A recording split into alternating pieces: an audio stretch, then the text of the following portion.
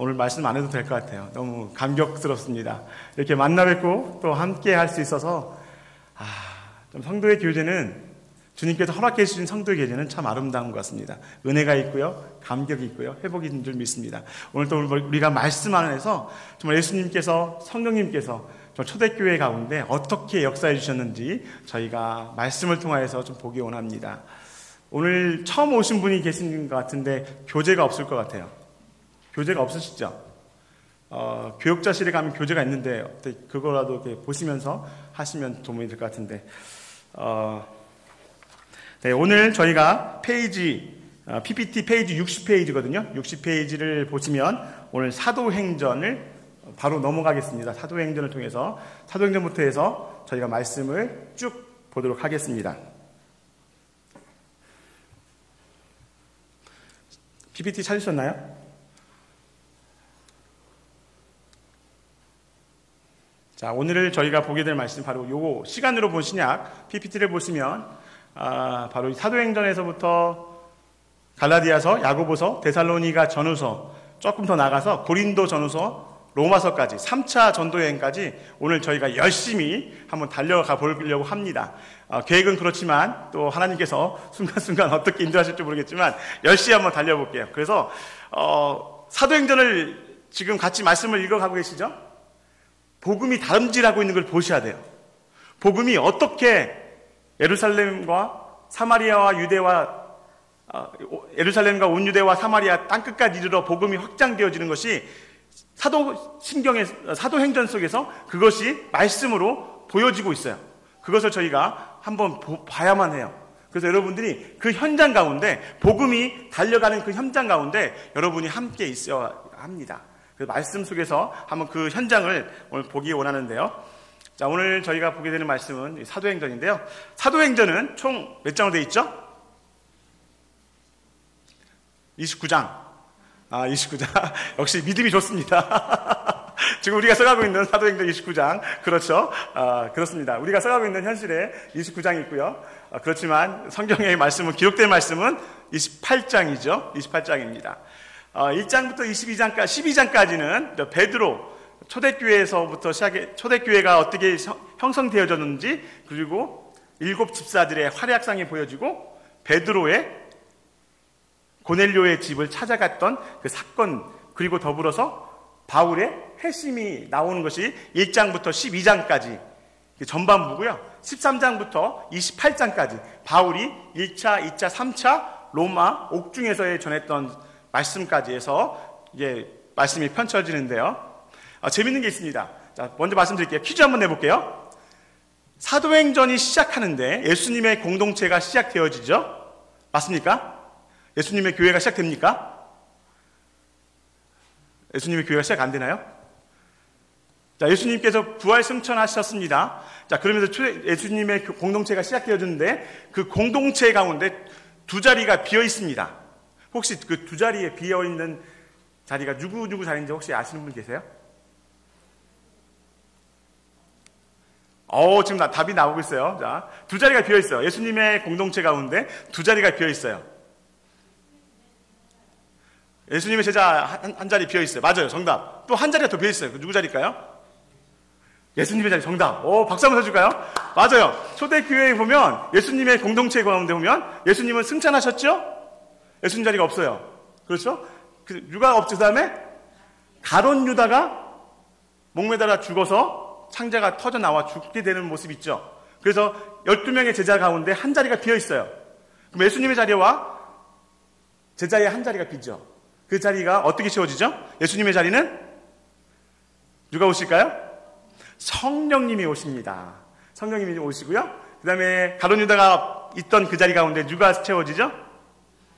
마띠아가 그 자리 가운데 채워집니다. 왜 그러냐면 성경은 일관성이 있습니다. 성경은 우리가 보면 정말 잘 짜여져 있는 기어와 같아요.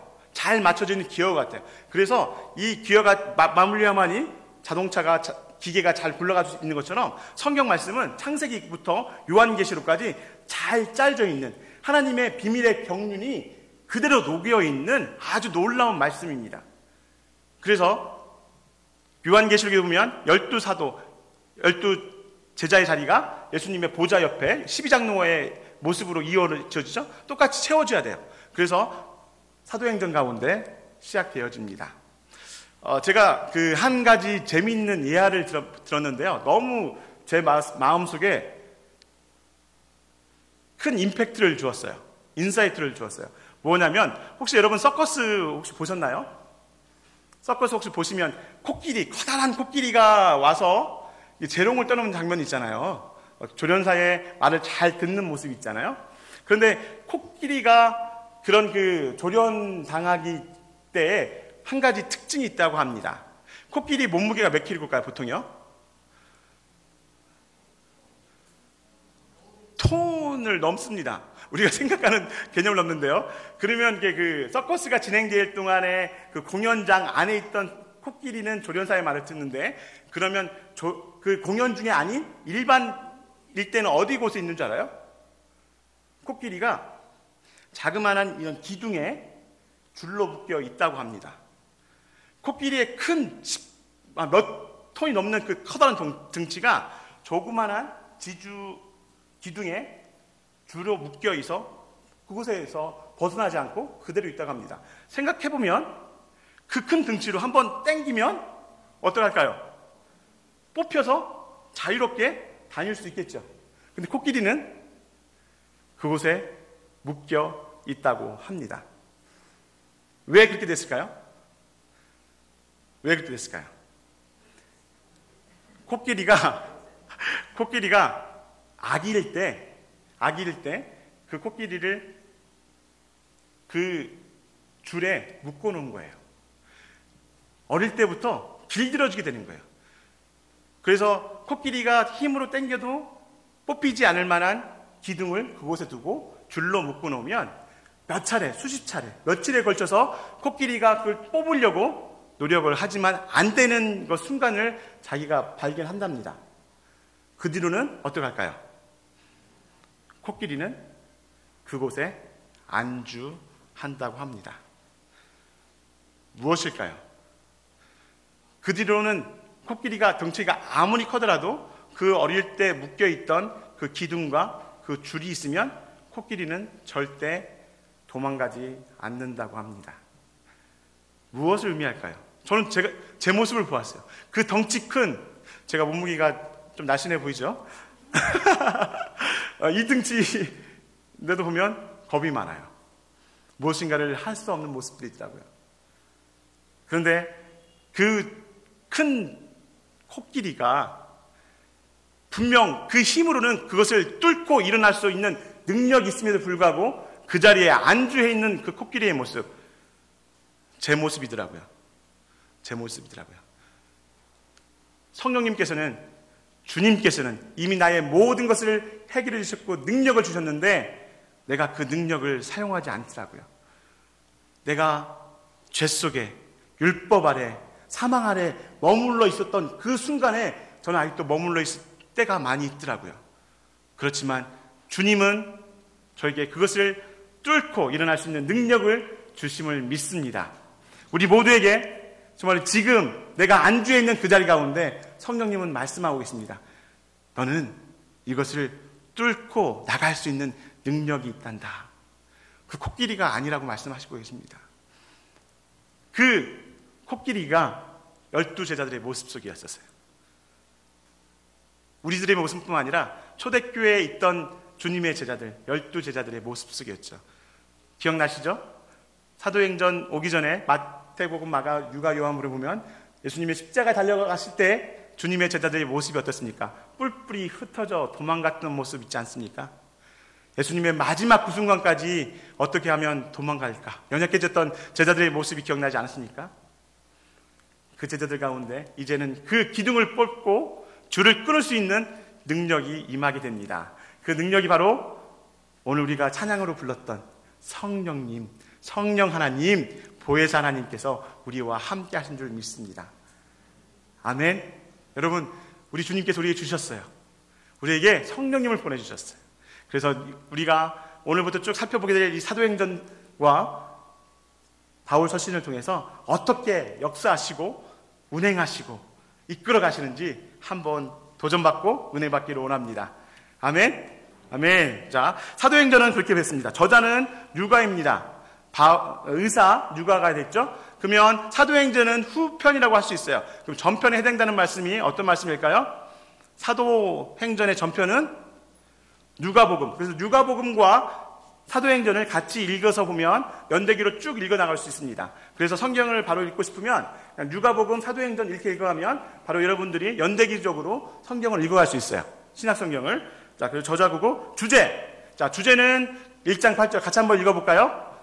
다 암송하는 말씀인데요. 같이 한번 큰 목소리로 한번 읽겠습니다. 시작. 오직 성령의 너희에게 임하시면 너희가 권능을 받고 예루살렘과 온 유대와 사마리아와 땅끝까지 이르러 내 증인이 되리라. 아멘. 누가 된다고요? 증인이 된다고. 아멘. 여러분 증인이십니다. 옆에 분과 인사해 볼까요? 예수님의 증인이십니다. 자, 무엇의 증인일까요? 사복음서의 증인입니다. 사복음서 기억나시죠? 사복음서에서 기억해놨던 분기점 기억나십니까? 잊지 말라고 제가 신신당부했던 그 기억나십니까? 어떤 곳이었죠? 어디요? 가이사랴 빌립보. 그곳에서 어떤 사건이 벌어졌죠? 예수님께서 제자에게 물어보시죠. 너희는 나를 누구라 하느냐? 지금도 동일하게 예수님 물어보고 계세요. 너희는 나를 누구라 하느냐? 우리 교회에 어떤 청년이 있어요. 청년이 있는데 전에 좀 교회에 열심히 나왔는데 안 나오더라고요. 그런데 지금 최근에 축구를 하니까 교회에 열심히 나오더라고요. 교회는 나와요. 축구하기 위해서. 안타깝더라고요. 예수님을 안 만나면 그렇게 될 수 있습니다. 예수님을 만나야 돼요. 성경이 말씀하고 있는 성경 한 권, 66권, 구약 39권, 신약 27권에서 하나님께서 우리들에게 꼭 전하고 싶은 그 한 분, 바로 예수 그리스도를 만나야만이 이곳에 와도 은혜가 있고, 이곳에 와서 교제를 해도 기쁨이 있고, 이곳에 와서도 내 마음을 터놓을 수가 있는 거예요. 왜? 예수님이 계시니까. 근데 그 예수님을 못 만나면 이곳은 세상의 어떤 친교 클럽보다도 못한 곳이 됩니다. 별 재미없잖아요. 예수가 없는 교회 재미있습니까? 아무것도 아닙니다. 가이사랴 빌립보에서 예수님께서 말씀하세요. 너희는 나를 누구라 하느냐? 여러분, 그 예수님 베드로가 뭐라고 고백하죠? 주는 그리스도시요 살아계신 하나님의 아들이십니다. 자, 요 말씀 마태복음 16장 16절 이 고백 위에 교회가 세워지는 것이죠. 그래서 마태복음 이 말씀이 있기까지가 바로 예수님이 누구이신가에 대한 말씀으로 다 기록했어요. 예수님이 기적을 행하시고 강의를 건너시고 바다 위를 건너시고 병든 자를 고치시고 했던 모든 사건들이 내가 누구인가를 드러내셨던 사건들의 연속인 거예요. 말씀을 가르치시고 하늘 천국 복음을 선포하시고 제자들을 가르치셨던 그 모든 것들이 바로 예수님, 내가 누구인지를 너희가 똑바로 보고 알라고 말씀하셨던 거예요. 베드로의 고백 위에 이제 예수님께서 뭐라고 말씀하시죠? 거기서가 중요합니다. 우리가 이 대목에서 꼭 잊으면 안 돼요. 예수님께서 이 대목에서 하셨던 말씀이 있어요. 내가 예루살렘에 올라가서 대제사장과 장로들과 서기관들에게 고난을 받고 십자가에서 죽고 3일 만에 살아날 것이라는 것을 그때 비로소 말씀하신 거예요. 그전에는 예수님께서 말씀하지 않으셨어요. 내가 왜 이 땅에 왔는지, 왜 이곳에 왔는지에 대해 말씀하지 않으셨어요. 베드로의 그 고백 위에, 그 신앙의 고백 위에 내가 죽으러 왔노라고, 누굴 위해서? 나를 위해서, 너희를 위해서 죽으러 왔다고 예수님께서 그때서 비로소 말씀하신 거예요. 그리고 나서 예수님께서는 가이사랴 빌립보, 이스라엘 지역에서 가장 높은 곳, 북부에 있는 그 땅부터 한 걸음 한 걸음 갈릴리를 거쳐 요단강을 거쳐 어디까지 오십니까? 사해바다 예루살렘까지 다 올라오시는 거예요. 그러면서 그곳에서 예수님께서 최후의 십자가를 지시고 잃어버린 자를 찾기 위해서, 죄인들을 위해서 십자가에 돌아가시는 것입니다. 바로 그것이 사복음서가 갖고 있는 바로 예수가 누구이시고 예수님이 왜 이 땅에 오셨는지에 대해서 드러내고 있는 것입니다. 바로 그것을 가지고 제자들이 나가는 거예요. 어디로? 세상으로 나가는 거예요. 예수가 나를 위해 십자가에 죽으셨고 3일 만에 죽음에서 승리하셨다. 사망과 저주의 권세를 이기셨다. 그것을 가지고 세상을 향해서 선포했던 것이죠. 다른 것 없습니다. 다른 화려한 언변 없습니다. 이 복음, 이것에 목숨 걸었던 것입니다. 오늘 우리가 왜 교회에 나옵니까? 복 받으려고요?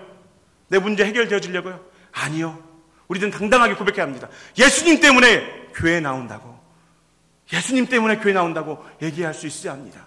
예수님 때문에 눈물 흘릴 수 있어야 합니다.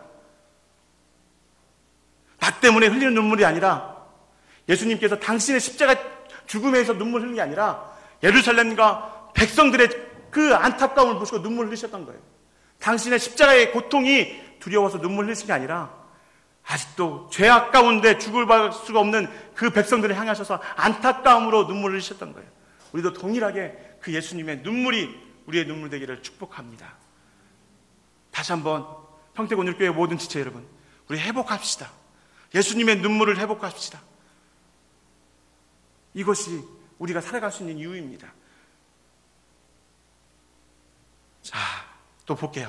이 사도행전 속에서 숨어져 있는 놀라운 표현에서 성경 말씀에는 보면 시작되어진 표현들이 많이 있습니다. 자, 시작되는 표현이 많이 있는데요. 자, 어떤 시작이 있을까요? 성경에는 어떤 시작이 있을까요? 한번 시작. 어떤 시작이 있을까요? 한번 시작에 대한 얘기 한번 해볼까요? 네 가지의 시작을 나눌 수가 있어요. 자, 보고 말씀하세요. 창세기 1장 1절. 태초에 하나님이 천지를 창조하셨느니라. 창조에 대한 얘기죠. 자, 복음시대. 자, 마가복음 1장 1절 같이 한번 읽어볼까요? 하나님의 아들 예수 그리스도의 복음의 시작이니라. 또 다른 시작을 말씀하고 있죠. 자, 세 번째 사도행전 2장 4절 같이 한번 읽어보겠습니다. 시작. 그들이 다 성령의 충만함을 받고 성령의 말하게 하심을 따라 다른 언어들로 말하기를 시작하니라. 성령님께서 역사하시는 거예요. 성령 시대가 열린 거예요. 성령님께서 말씀하시고 성령님께서 운행하시고 성령님께서 이끄시는 모습이 자, 사도행전 2장 4절에 나오죠. 시작했다고 하세요. 시작네. 자, 그리고 요한계시록 21장 1절 우리들 가운데 마지막 시작이 있습니다. 같이 한번 읽겠습니다. 시작.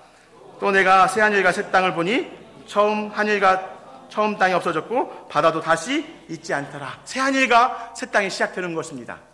바로 이게 성경 역사 속에 성경의 역사 가운데 일어나는 네 번의 시작인데요. 우리 개인의 시작이 있습니다. 우리 개인의 첫 번째 개인의 시작이 언제일까요? 엄마 뱃속에서 태어날 때. 그렇죠? 응애 태어났던 그때 기억나시죠? 기억나시나요? 자, 그때가 시작됩니다.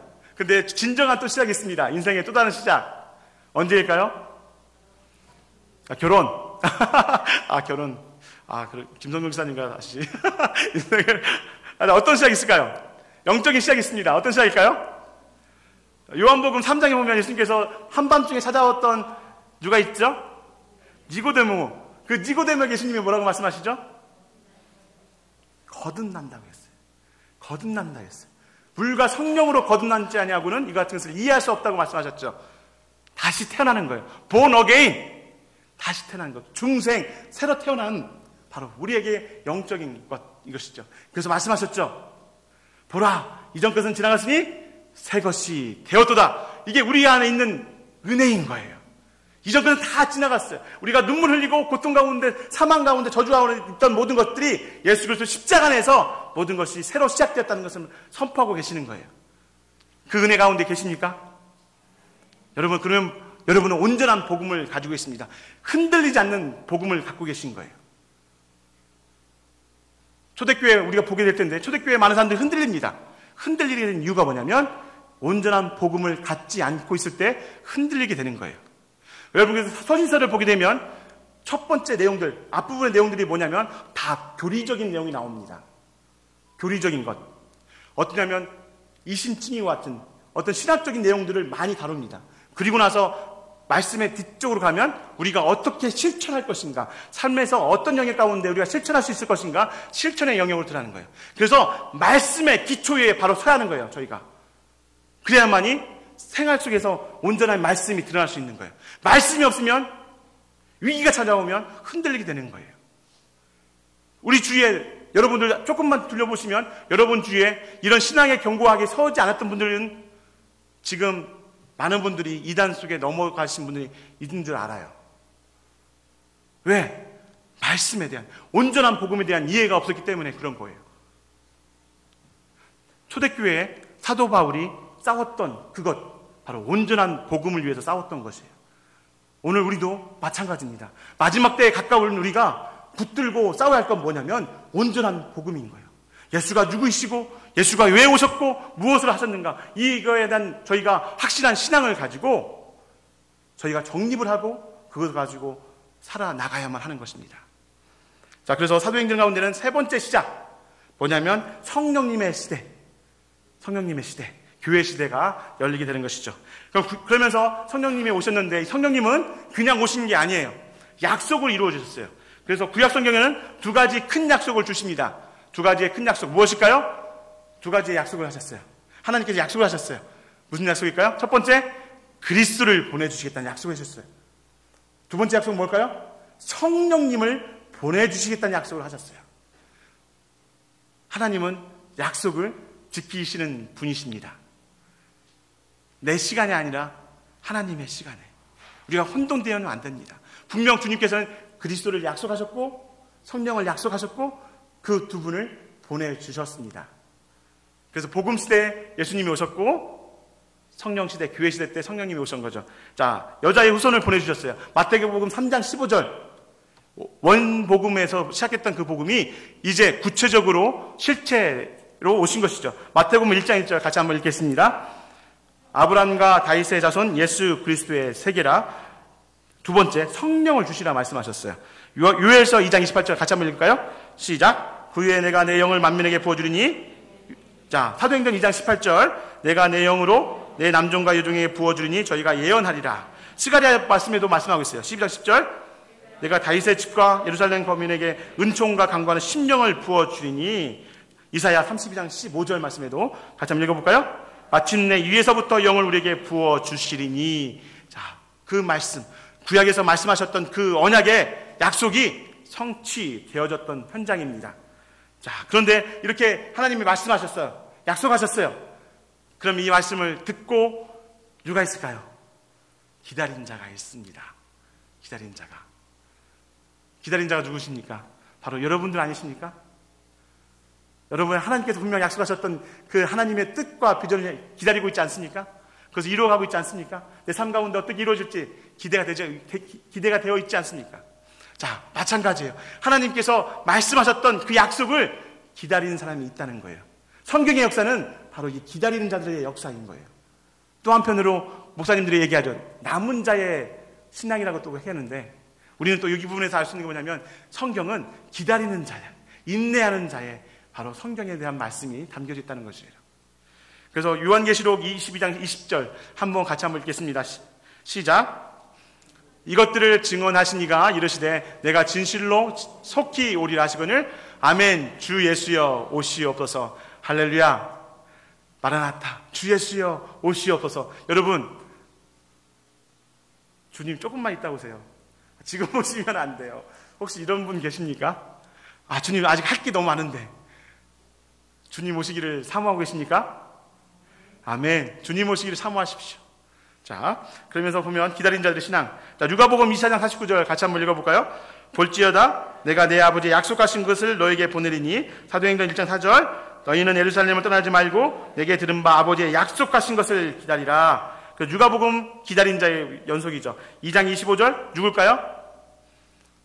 시므온 기억나시니까요? 자, 2장 36절 안나. 그래서 우리 시안홀 지사님 아기 이름이 뭐죠? 시안이죠.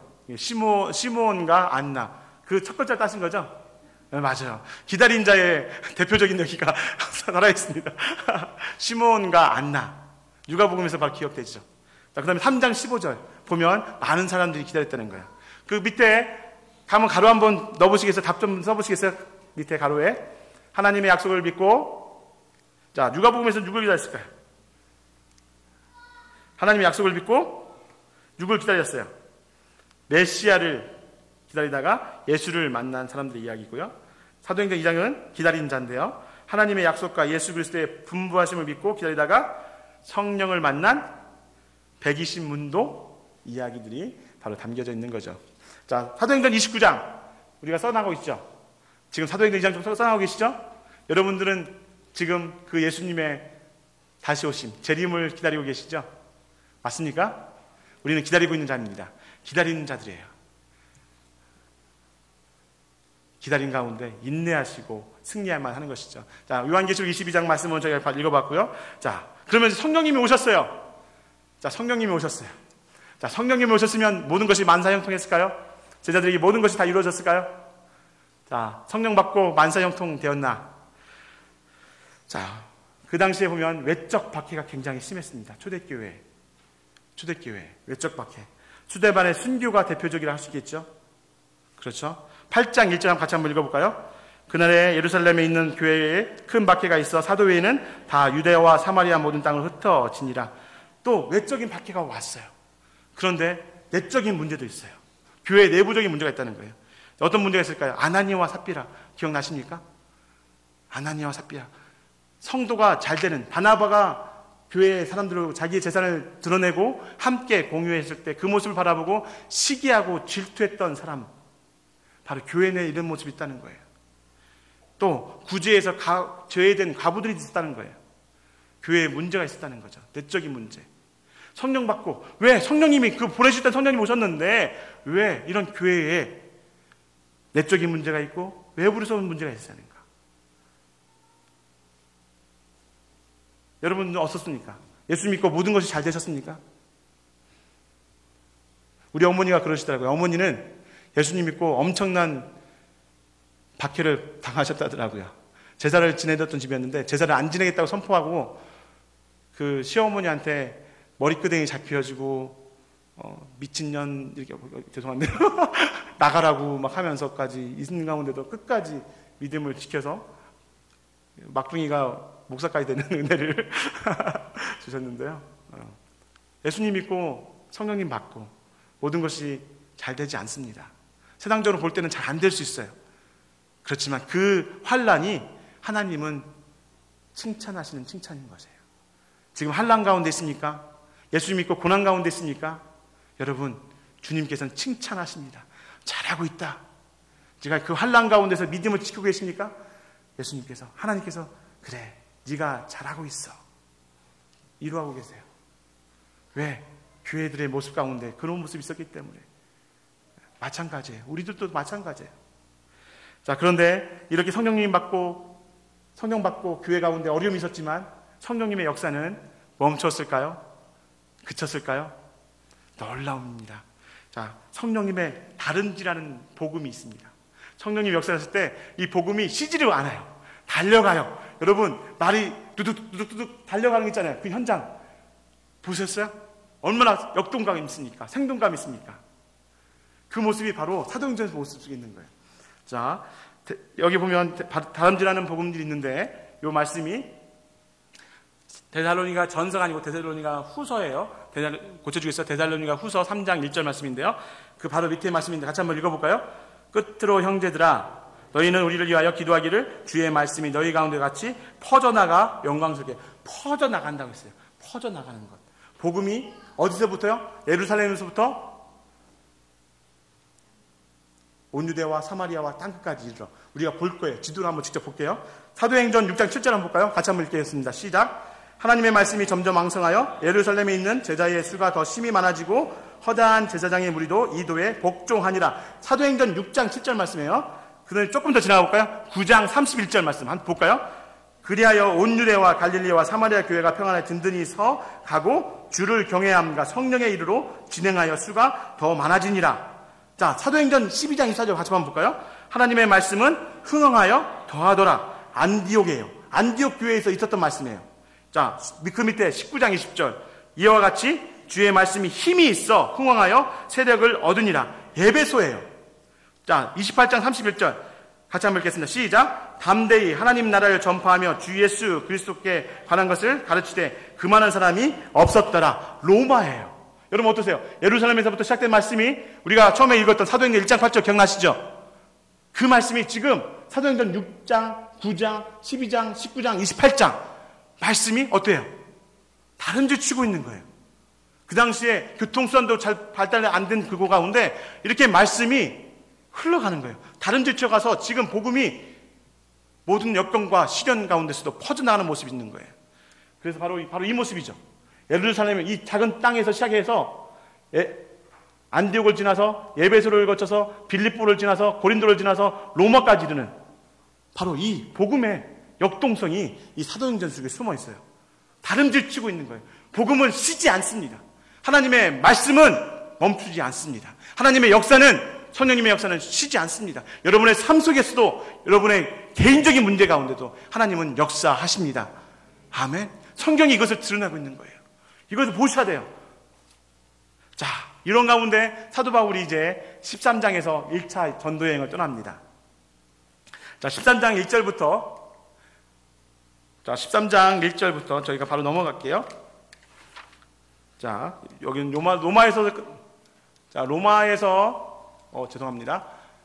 자, 왜 로마에서 끝나는가? 자, 그렇죠? 방금 우리가 말씀 가운데 어디죠? 28장 31절 어디에서 말씀이 끝나죠? 로마에서 끝나죠? 왜 로마에서 끝나는가? 왜냐하면 말씀의 언약의 성취를 이루기 위해서입니다. 왜냐하면 다니엘서 가운데 이런 말씀이 있죠. 다니엘서 가운데 이런 말씀이 있죠. 뭐예요? 손대지 아니한 돌. 자, 다니엘서 2장 34절 45절 이 말씀을 같이 한번 읽어볼까요? 시작. 또 왕이 보신즉 손대지 아니한 돌이 나와서 신상의 새와 진흙의 발을 쳐서 부서뜨리매. 손대지 아니한 돌 누구실까요? 예수 그리스도세요. 예수 그리스도께서 신상의 새와 진흙의 발, 바로 이 부분 로마를 상징하고 있는 다니엘의 환상 가운데 보여줬던 그곳에 예수 그리스도께서 신상의 새와 진흙을, 돌이 신상의 새와 진흙을 쳐 부순다는 거예요. 뭘까요? 예수님의 복음이 로마를 흔든다는 거죠. 어떻습니까? 로마를, 그 강력한 땅, 강력한 제국 로마를 뒤엎은 것은 예수 그리스도의 복음이었습니다. 말씀이 다니엘에서 했던 그 말씀이 성취되어지고 있는 거예요. 자, 그래서 사도 바울이 1차 전도여행을 떠나는데, 자, 1차 여행도 볼게요. 1차 전도여행에서 보면 중요한 것이 같이 한번 특징을 한번 볼까요? 13장 1절부터 14장 28절까지인데 특징 첫 번째, 아시아 전도의 거예요. 자, 구브로 섬과 갈라디아 지방. 구브로 섬이 바로 이곳입니다. 구브로 섬이 이곳이고요. 갈라디아 지방이 이쪽입니다. 남갈라디아, 북갈라디아라고 하는데요. 이 비시디아 지방, 이곳이 남갈라디아라고 일명으로도 하는데요. 이곳에서 이제 복음이 전도되어지죠. 자, 그런데 특징이 뭐냐면 두 번째는 바나바와 마가 요한과 협력 선교를 했다는 거예요. 그 중에 마가 요한이 도중 하차하는 안타까운 사건도 있죠. 중요한 것입니다. 첫째로 최초의 교회 파송했다는 거예요. 무슨 교회에서 파송했을까요? 안디옥 교회였어요. 사도 바울은 전도여행을 할 때 보면 그 거점, 센터를 항상 두고 하게 됩니다. 자, 아시아의 거점이 되는 곳이 어딘지 아세요? 아시아의 거점? 이것은 시리아의 선교 베이스입니다. 안디옥이. 그러면 이 아시아 지방의 베이스가 되는 곳이 어디냐면 여기 보이세요? 에베소가 이 아시아 지방의 복음을 전하는 데서의 굉장히 중요한 곳입니다. 3차 전도여행 때 2년 동안 머물면서 이곳에서 우리 두란노 서원 이곳에 했죠. 자, 그리고 자, 마게도니아라고 있어요. 마게도니아의 베이스가 되는 곳이 어딘지 아세요? 김성훈 코치 맞아요. 빌립보예요. 빌립보 지역이 있어요. 그 다음에 아가야 지방이 있어요. 아가야 지방에는 중심이 되는 곳이 어딘지 아세요? 고린도. 고린도. 여러분 이렇게 포인트를 딱 잡아놓으시면 여러분이 지역을 따라서 그 지역이 어디쯤 있고 그곳에 어떤 사건이 일어는지를 기억하시면 이 사도행전을 더 역동성 있게 읽을 수가 있습니다. 자, 첫 번째, 그래서 1차 전도여행을 하는데 보면 아까 말씀드렸죠. 이 구브로 지역과 주로 복음을 전하는 것이 이 갈라디아 지방입니다. 갈라디아 지방. 이곳에서 복음을 전했어요. 복음을 전했죠. 자, 복음을 전했는데 복음을 전하고 난 다음에 1차 전도여행을 마치고 나서 예루살렘, 그러니까 안디옥으로 다시 안디옥으로 돌아왔는데 소문이 들리는 거예요. 어떤 소문이? 그 소문에 대해서 사도 바울이 반응해서 보낸 편지가 어떤 편지일까요? 갈라디아서예요. 1차 전도여행이 마치고 나서 이 안디옥에서 보낸 이 갈라디아 지방에 보내는 편지, 이게 뭐라고요? 갈라디아서예요. 근데 이 갈라디아서가 굉장히 중요합니다. 갈라디아가 중요해요. 왜 그러냐면, 자, 다시 한번 내용 볼게요. 첫 번째, 총 6장으로 되어 있는데요. 저자는 다다시피 사도 바울입니다. 언제? 1차 전대 여행 마치고 난 다음에 수신자는 갈라디아 교회인들. 자, 강조점이 뭘까요? 이신 칭의라고 하죠. 뭘까요? 믿음으로써 의롭게 된다는 것. 자, 의롭게 되는 것이 뭘까요? 이것은 누구 관점일까요? 이신 칭의, 의롭다 하시는 분이 누구세요? 하나님이세요. 그럼 우리의 입장에서 뭘까요? 이신 득입니다. 이것이 신학적으로 굉장히 중요해요. 우리가 하나님께서 우리를 너 의로워 라고 칭해 주시는 것, 그것이 바로 의롭게 된다는 것이죠. 근데 우리 입장에서 보면 우리는 의롭게임을 하나님의 칭함을 통해서 의롭게 되는 거죠. 이신 득이 우리 입장에서 보면 의롭게 되는 거예요. 하나님께. 자, 그 주제 말씀 같이 한번 읽어볼까요? 갈라디아서 5장 1절 시작. 그리스도께서 우리를 자유롭게 하려고 자유를 주셨으니 그러므로 굳건하게 서서 다시는 종의 멍에를 매지 말라. 5장 1절 말씀 너무 중요합니다. 의롭게 된 자들이 이것을 가지고 살아야 돼요. 자유함. 요한복음 8장 32절에 예수님께서 뭐라고 말씀하셨죠? 진리가 너희를 자유케 한다. 진리가 자유케 한다 했어요. 다른 것이 우리를 자유케 하는 것이 아니라 진리이신 예수 그리스도, 그 복음만이 우리를 자유케 할 수 있다는 거예요. 무엇으로부터? 죄와 사망의 굴레로부터 자유롭게 하시다는 거예요. 그래서 종의 맹을 매지 말라는 거예요. 그럼 갈라디아 교회가 문제가 있어요.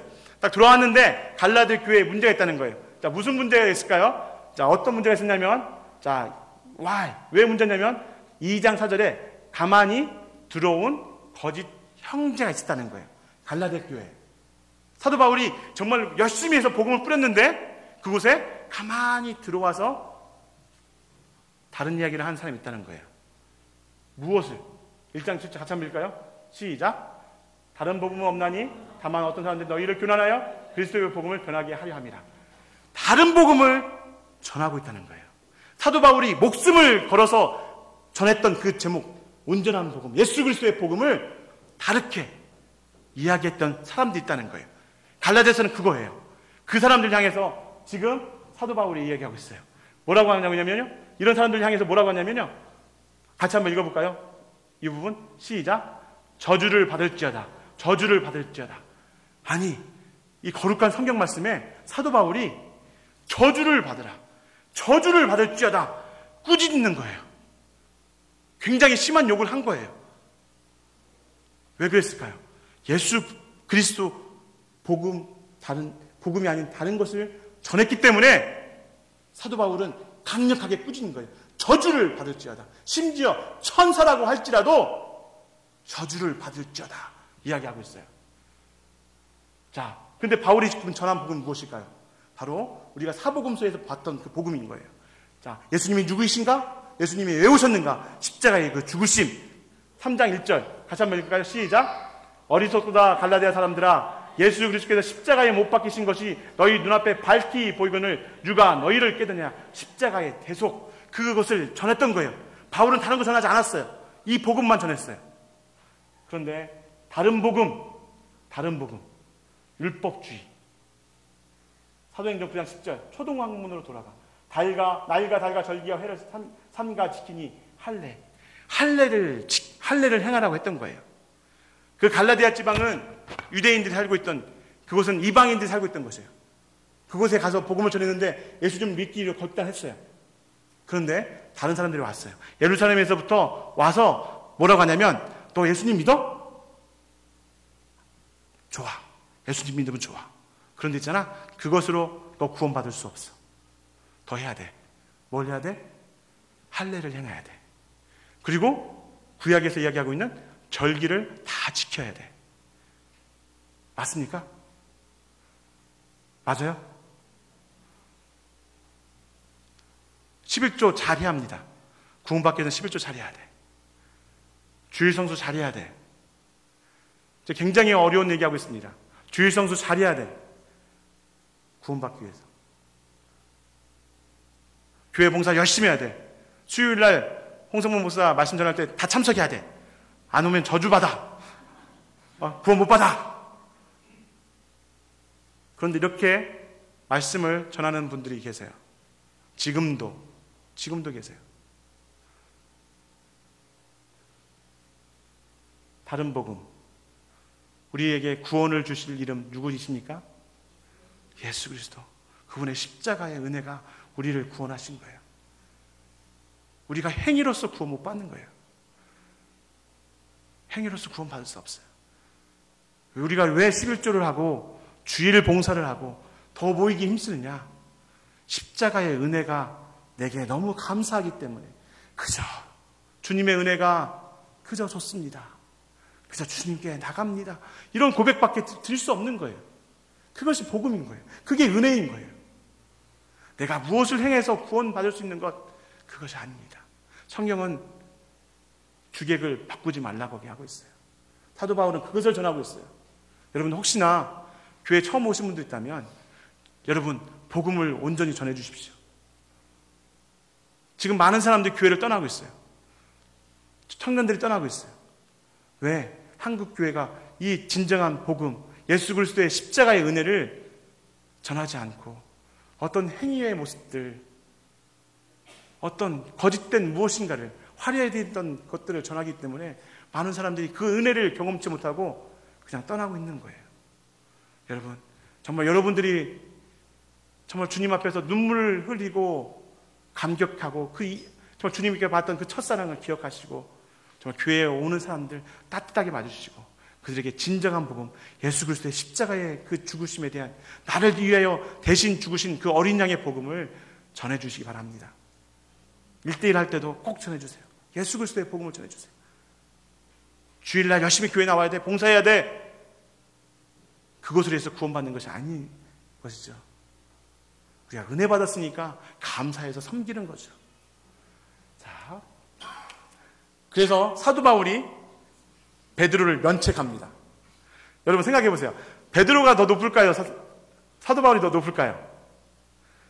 사도 바울이 잽이 될까요? 베드로한테? 예수님의 수제자잖아요.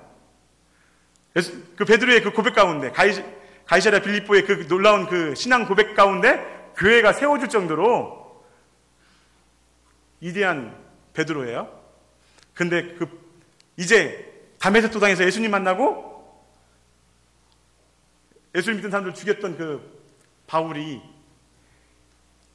이름도 별로 알려졌던 무명의 선교사가 예수님의 수제자 베드로를 향해서 책망하고 있는 거예요. 책망하고 있는 거예요. 가능할까요? 가능할까요? 가능합니다. 성경에 기록되어 있어요. 읽어보세요. 저 거짓말하는 거 아니에요. 자, 2장 21절 같이 한번 읽겠습니다. 시작. 게바가 안디옥에 이르렀을 때 책망받으리를 잊기로 내가 그를 대면하여 책망하였노라. 사도 바울이 베드로를 책망했어요. 왜? 다른 복음에 넘어갔기 때문에. 다른 복음에 넘어갔던 표현이 좀 그렇지만, 왜냐하면 할례를 뭐냐면 유대인들은 정결법에 의해서 이방인들과 함께 식탁에서 식사를 못해요. 그렇죠? 못해요. 하면 안 돼요. 그런데 지금 안디옥에서 베드로와 바나바와 바울이 같이 함께 이방인들과 함께 식탁의 교제를 하고 있어요. 그런데 소문이 들린 거예요. 예루살렘 그 교회에서 지금 사람들이 온다는 거예요. 유대인들이 온다는 거예요. 유대파 그리스도인들이 온다는 거예요. 그들이 오면, 아니 너 어떻게 유대인으로서 이방인들과 같이 한번 식탁에서 식사를 같이 할 수 있단 말이야? 꾸짖으려 할 걸 말이에요. 그것이 두려워서 베드로가 도망가요. 베드로가 도망가니까 옆에 있던 바나바도 베드로도 도망가네? 야, 나도 도망가야지. 바나바도 도망가는 거예요. 그 식탁에서 함께 있던 이방인들이 뭐가 됐을까요?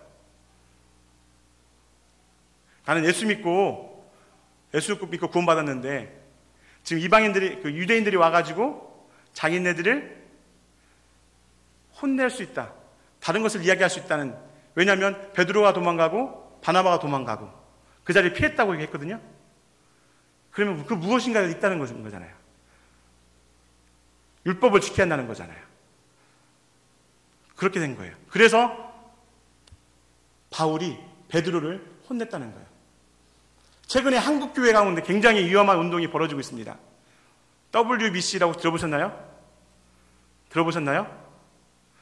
일치라는 명목하에 천주교와 몇몇 교단들이 함께 모여서 종교의 일치를 얘기하고 있어요.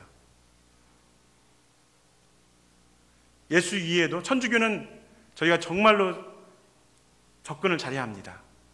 예수 이해에도 구원의 길이 열려 있다고 천주교는 얘기하고 있어요. 김수환 추기경도 생전에 그 얘기를 했죠. 예수 이해에 다른 복음, 예수 이해에 다른 구원이 있다고 이야기하고 있는 집단들과 함께 종교의 일치를 이야기하고 있어요. 굉장히 위험합니다. 성경이 그렇게 말씀하지 않고 있기 때문이에요.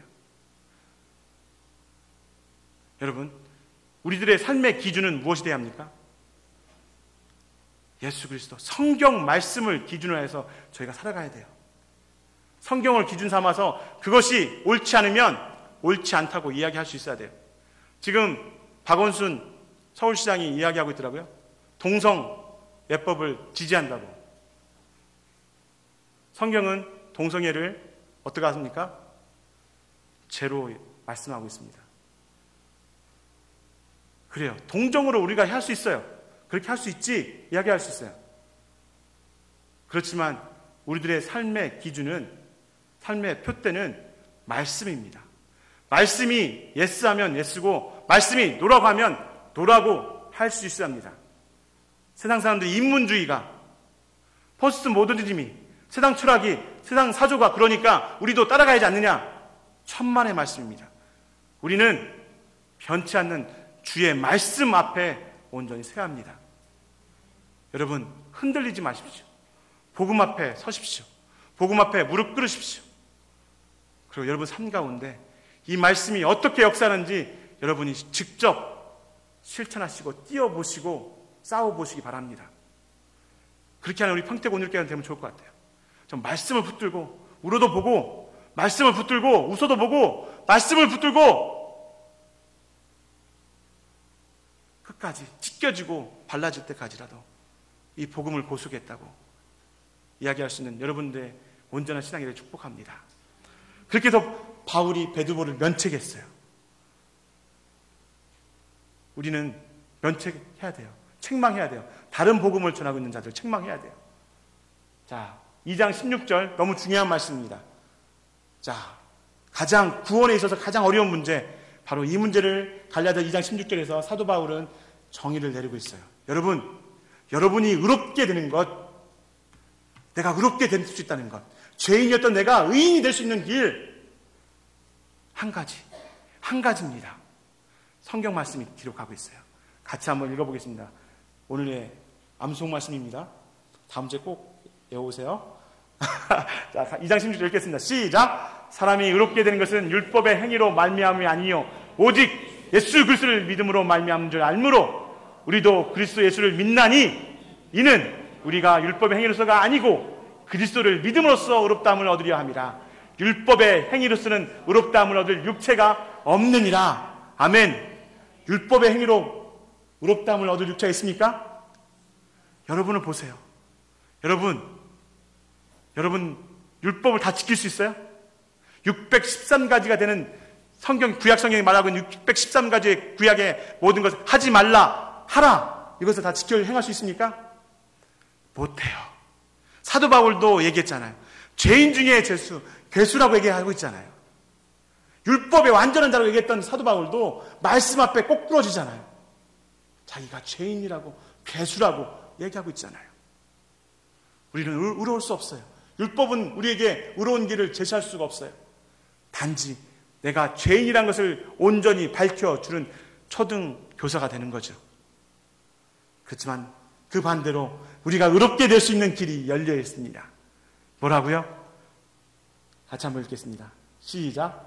오직 예수 그리스도를 믿음으로 말미암는 줄 알므로 우리도 그리스도 예수를 믿나니. 아멘. 아멘. 예수를 믿음으로 우리가 구원 얻는 거예요. 의롭게 되는 거예요. 자, 6장 14절. 그래서 사도 바울이 이런 고백을 할 수 있는 거예요.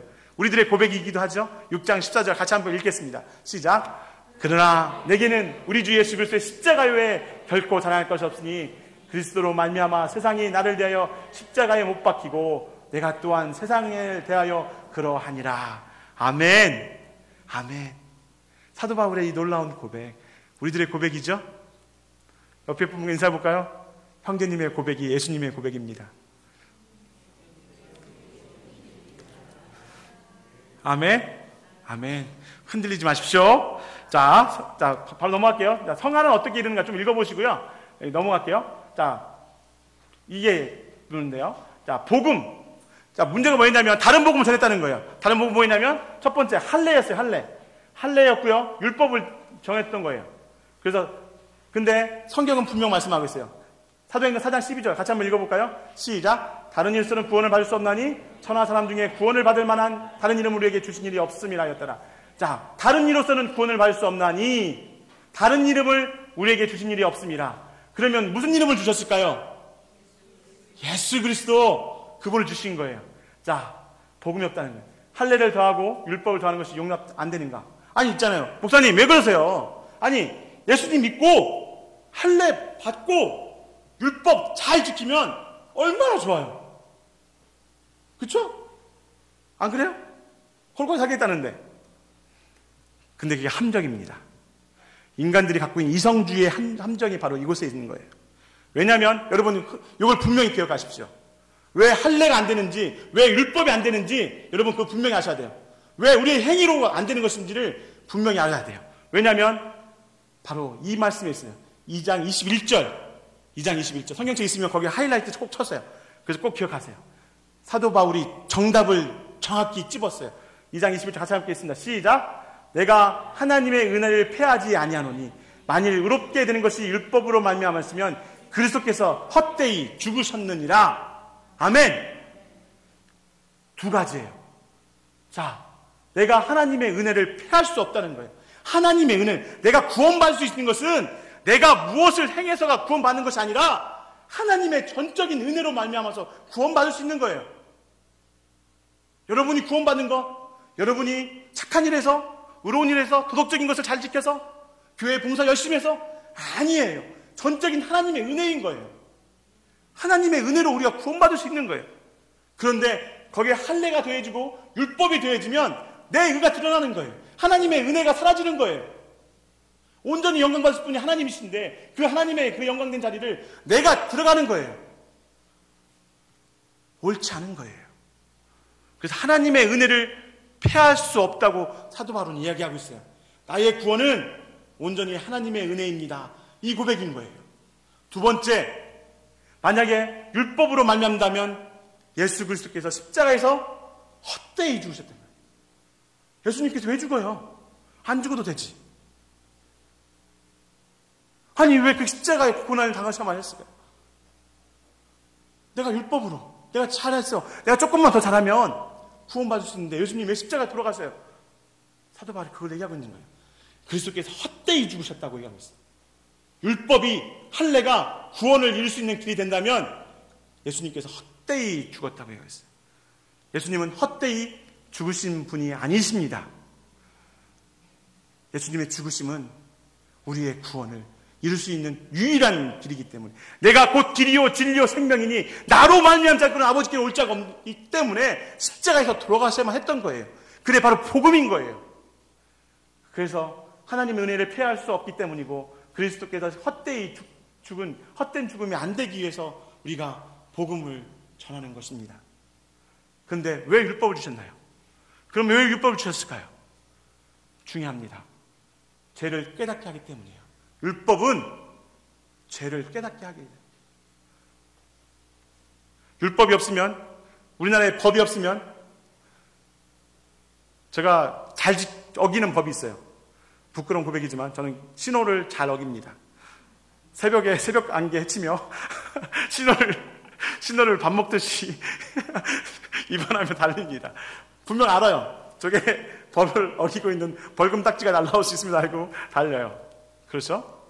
법인지 알아요. 저는 그것이 잘못된 건지 알아요. 왜? 그것이 옳지 않다고 이야기하기 때문에, 법이기 때문에.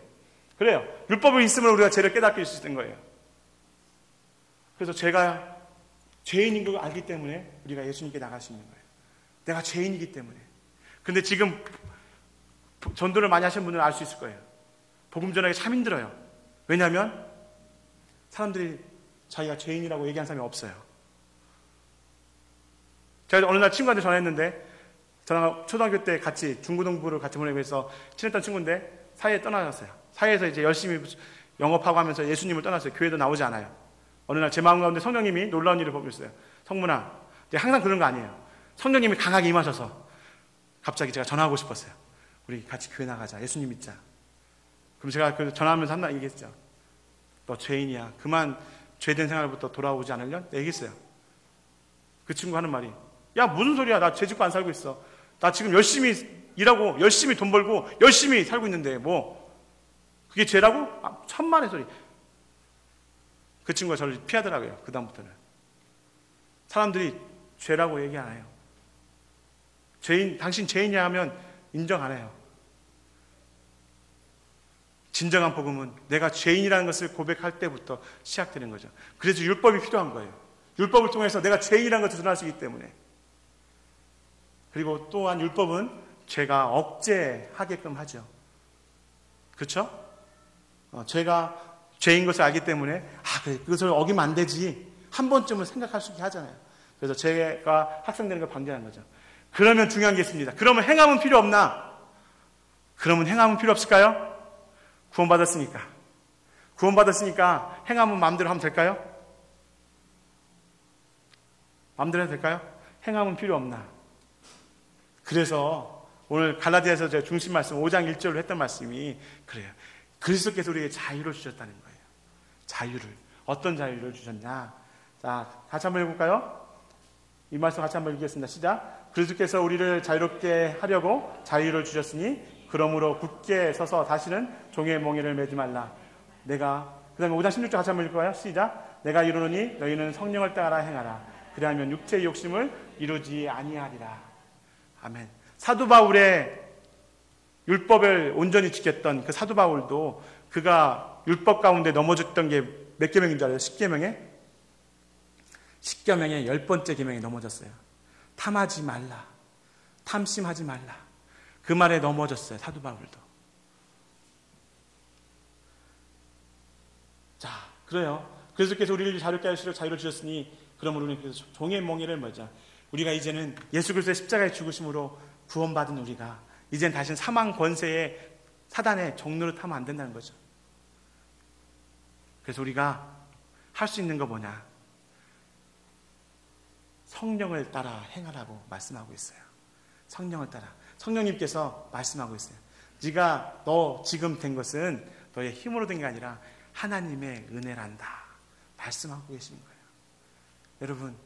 여러분 이곳에 있는 것 여러분의 노력 아닙니다. 내가 이곳에 서 있는 것 제 능력 아닙니다. 다 하나님의 은혜죠. 이 은혜를 잊지 말라고 해요. 은혜를 안 잊기 위해서는 뭐냐면 우리가 성령님 안에 머물러 있어야 돼요. 그래서 사도 바울은 이 갈라디아서 마지막에 이렇게 말씀하고 있어요. 성령을 따라 행하라. 종의 멍에를 매지 않는 이유는, 종의 멍에를 안 맬 수 있는 이유는 뭐냐면 우리가 예수 그리스도의 은혜 안에 머물러 있기 때문인 거예요. 그래서 자, 다시 한번 5장 16절 한번 읽어볼까요? 내가 이르노니 시작. 내가 이르노니 너희는 성령을 쫓아 행하라. 그리하면 육체의 욕심을 이루지 아니하니라. 아멘. 육체의 욕심을 이루지 않을 수 있는 것, 육체의 정욕과 안목의 정욕과 이상의 자랑을 이길 수 있는 것, 바로 성령을 쫓아 행하는 것. 여러분, 성령에 붙들리십시오. 성령님을 의지하십시오. 처음에 말씀드렸던 덩치 큰 코끼리 기억나십니까? 그 코끼리가 그 기둥에, 그 줄에 매달려 살 수밖에 없었던 그것은 뭡니까? 습관에 젖어 있기 때문이에요. 죄의 습관에 저물러 있으면 끊을 수가 없는 거예요. 그런데 우리는 끊을 수 있는 능력을 저에게 주셨습니다. 누굴 주셨을까요? 성령님을 주셨습니다. 그래서 갈라디아서에 보면 육체의 욕심의 5장 19절부터 21절까지 말씀이 죄에 대한 말씀들이 쭉 있어요. 그렇지만 성령의 열매가 딱 나와요. 갈라디아서 5장 22절 23절 성령의 열매는 뭐죠? 사랑과 희락과 화평과 오래 참과 자비와 양선과 충성과 온유와 절제니 이와 같은 것을 금지할 법이 없느니라. 아멘.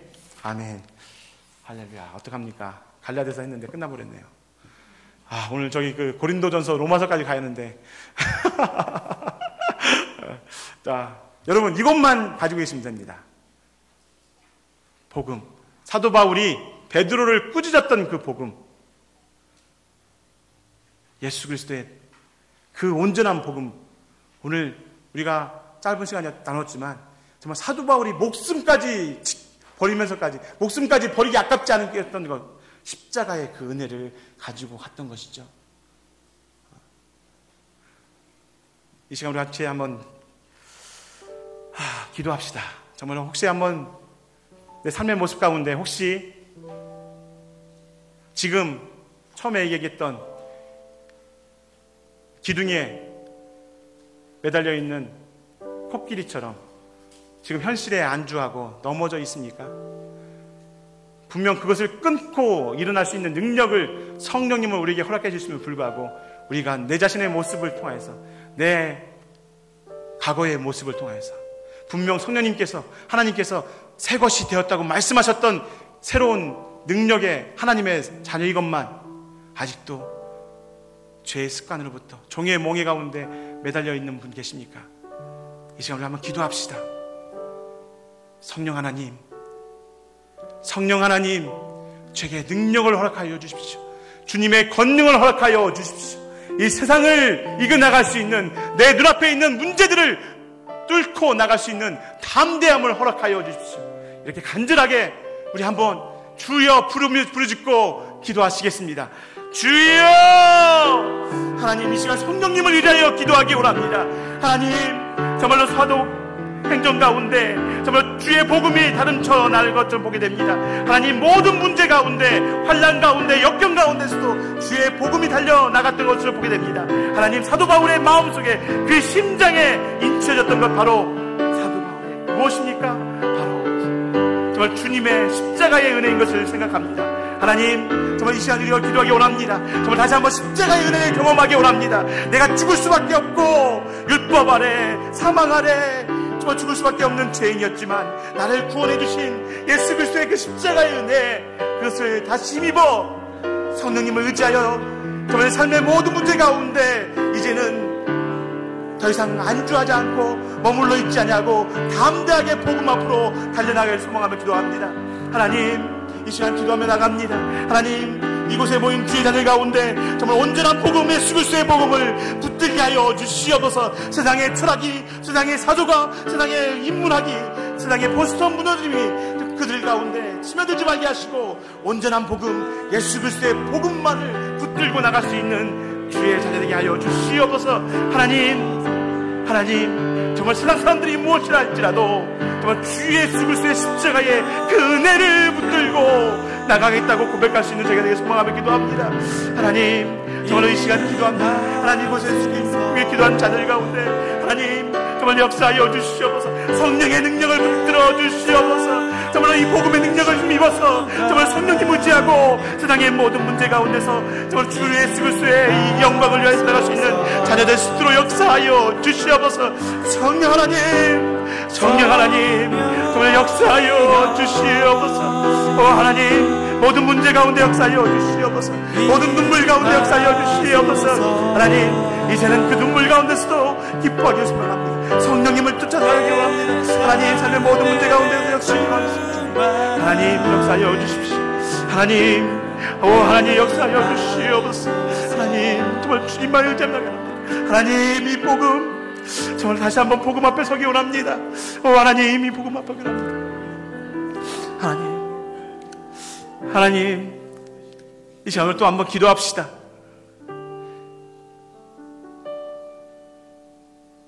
우리 주위에 예수 그리스도를 아직도 못 믿는 많은 영혼들이 있습니다. 근데 또 문제는 무엇입니까? 예수를 믿었다가 다른 복음 가운데 이단에 넘어간 자들이 너무나 많이 있습니다. 어찌합니까? 예수 그리스도의 십자가가 그들을 위해 죽으셨건만 십자가의 은혜를 잃어버리고 이단들에 넘어가고 예수를 저버린 영혼들이 있습니다. 우리 주위에도 너무 많이 있습니다. 이 시간 우리 한번 기도합시다. 아직도 예수 그리스도를 만나지 못한 영혼들, 혹시 예수 그리스도를 만났다가 실족한 영혼들, 혹시 나의 자녀 가운데 아직도 예수님을 만나지 못한 영혼이 있다면 그 영혼을 위해 기도합시다. 정말 내 주위에 친척 가운데, 나의 아버님 가운데, 나의 자녀 가운데 아직도 이 예수 그리스도의 복음을 듣지 못하고 죽은 영혼이 있다면 우리가 전합시다. 성령님의 힘입어서 담대하게 전합시다. 예수만이 유일한 길이라고 우리가 전합시다. 이 시간 다시 한번 성령님 의지하고 간절히 한번 기도합시다. 정말로 이 시간 우리 간절하게 애끓는 심정으로 그 영혼들, 영원한 지옥불에 떠져 죽을 수밖에 없는 그 영혼들 위해 우리가 그 한 영혼 한 영혼들, 혹시 여러분 주위에 그런 사람들 있다면 그들의 이름을 부르짖고 주님께 기도합시다. 간절하게 주여 한번 부르고 다시 한번 기도하시겠습니다. 주여! 하나님, 이 시간 기도하기 원합니다. 하나님, 예수님을 잃어버린 영혼을 위해 기도합니다. 정말 예수님을 아직도 못 만난 영혼들, 하나님 주위에 둘러보면 너무나 많은 영혼들이 예수를 아직도 만나지 못하고 세상 가운데 죽어가는 영혼들이 있습니다. 주님, 정말 이 시간 역사하여 주시옵소서. 하나님, 우리 성도님 가운데 정말 그들의 입술 가운데 부르짖는 그 이름 가운데 역사하여 주십시오. 그들이 예수님을 만나게 하여 주십시오. 영원한 생명, 영원한 구원의 길, 예수 그리스도를 만날 수 있도록 역사하여 주시옵소서. 하나님, 정말로 할 수 없어. 하나님, 하나님, 성령 하나님, 정말로 이 시간 역사하여 주시옵소서. 우리 가운데 담대함으로 하여 주시옵소서. 복음을 부끄러워하지 않고 복음을 담대하게 전할 수 있는 하나님 능력 하여 주시옵소서. 하나님, 하나님 역사하여 주십시오. 하나님, 새롭게 하소서. 하나님, 둘째 영수에 정말 그 가정을 위해 구원하기 원합니다. 하나님, 아직도 예수를 알지 못하고 정말로 본처 앞에서 절하고 정말로 우상에 숭배하는 그 영혼을 위해 기도합니다. 하나님, 아직도 예수를 알지 못한 영혼을 위해 하나님 구원하여 주십시오. 구원의 은혜를 허락하여 주시옵소서. 예수 그리스도를 허락하여 주시옵소서. 하나님, 성령 하나님, 정말로 죽어가는 영혼들, 그 영혼들 향해서 눈물을 낼 수 있는 애통한 심령을 주시옵소서. 예수님의 눈물을 저희 가운데 허락하여 주십시오.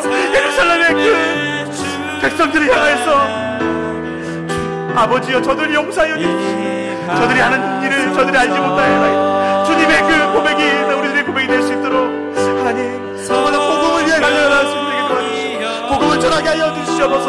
어떤 환경과 어떤 상황 속에서도 이 복음을 전할 수 있는 저희가 되기를 소망하며 기도합니다. 하나님, 우리 자녀들 위해 기도하기 원합니다. 우리 자녀들이 정말 주의 말씀 가운데 자게 도와주시옵소서. 다른 복음이 아니라 예수 그리스도의 복음, 정말 생명 대신 예수 그리스도의 복음을 붙들고 나갔습니다. 되게 도와주시옵소서. 이 시간 마지막으로 기도할 때 한국 교회를 위해 기도합시다. 한국 교회가 참 위기 가운데 있습니다. 예수의 복음을 싸구려 취급하고 있습니다. 정말 우리를 위해 십자가 들어가신 그 예수님의 은혜가 그 무엇보다도 귀하고 귀할진데 한국 교회가 이 복음을 너무나 소홀히 경홀히 여기고 있습니다. 세상에서 잘 먹고 잘 사는 것을 교회가 전하고 있습니다. 어떻게 잘 살 것인가? 어떻게 행복하게 살 것인가? 신앙적인 가치관으로 주의 복음을 전하지 아니하고 세상적인 사람들이 좋아하는 것, 사람들의 귀에 듣기 좋은 것, 죄에 대해서 얘기하지 아니하고 악에 대해서 얘기하지 아니하고 정말 잘 먹고 잘 살 수 있는 길을 얘기합니다. 이 시간 우리가 기도합시다. 우리부터 얘기합시다. 혹시 내가 지금 교회 나온 이유가 내가 잘 먹고 잘 살려고 혹시 그런 이기주의적인 마음이 있다면, 하나님의 은혜를 생각하지 아니하고 혹시 그런 마음 가운데 있었다면 지금 한국교회가 동일할 것입니다. 예수의 은혜보다도 세상에서 1등하고 성장하고 더 넓은 집, 더 좋은 집, 더 멋진 차, 더 예뻐지고 그런 것을 구하는 모습이 우리의 모습 아닙니까? 한국교회가 지금 이 기회에 있습니다. 예수의 복음을 잃어버리고 있습니다. 다시 한번 우리가 기도합시다. 한국교회가 눈물로 회개하며 다시 한번 예수 그리스도의 십자가의 은혜로 돌아올 수 있도록 우리가 한번 기도하겠습니다. 같이 한번 주여 부르고 기도하시겠습니다. 주여! 하나님, 이 시간 한국교회를 위해 기도하기 원합니다. 하나님, 한국교회가 주의 말씀 앞에 다시 한번 무릎 꿇게 하여 주십시오. 하나님, 아니 먼저 한국교회에 앞서서 내 자신의 모습부터 회개합니다. 하나님, 예수를 믿는 이유가 세상에서 높아지고 내 먹거리를 해결하고 내가 무엇을 입고 잘 살기 위한 방법으로 예수를 믿고 있는 것 가운데 있지 않나 생각합니다. 예수님의 십자가를 잃어버렸습니다. 예수님의 눈물을 잃어버렸습니다.